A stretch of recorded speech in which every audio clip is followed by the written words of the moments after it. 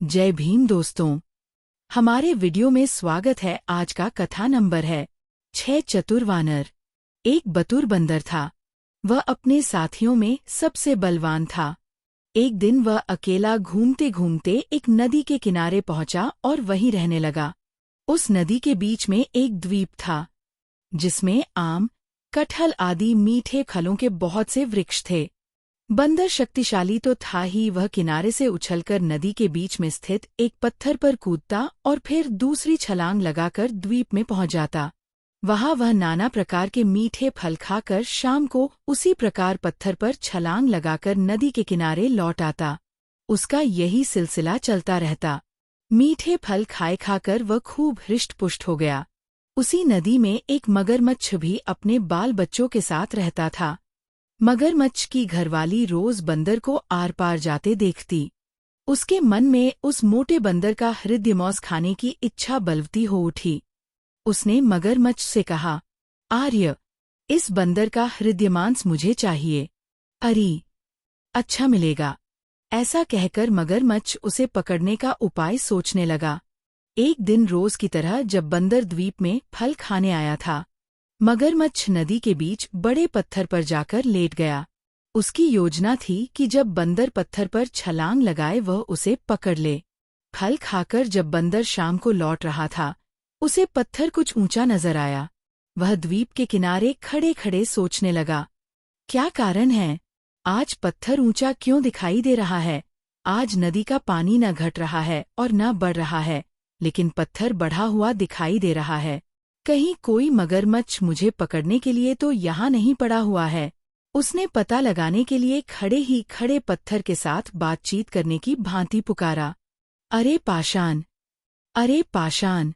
2-3 बार ऐसा पुकाराने के बाद वह बोला, अरे पाषाण, क्या आज मुझे उत्तर नहीं दोगे?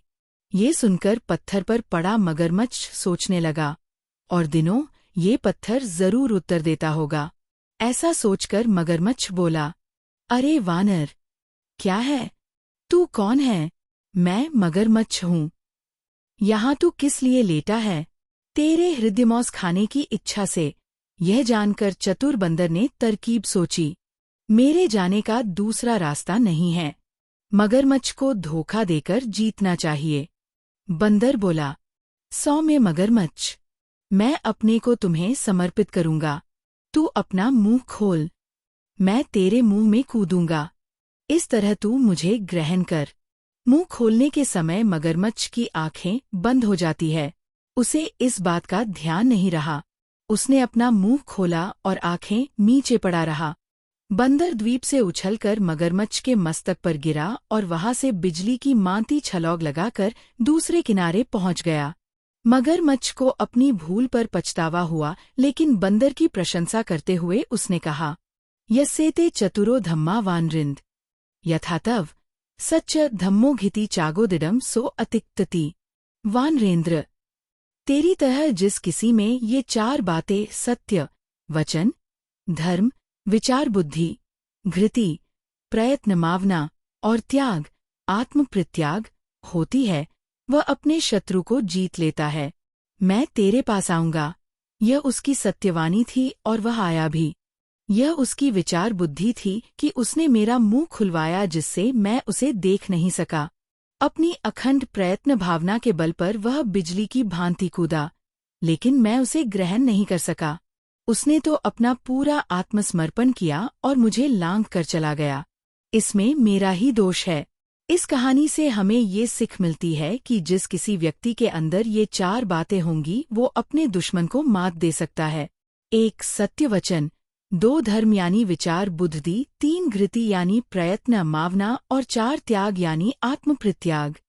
हमारा वीडियो अच्छा लगे तो हमें लाइक, कमेंट और सब्सक्राइब भी करें।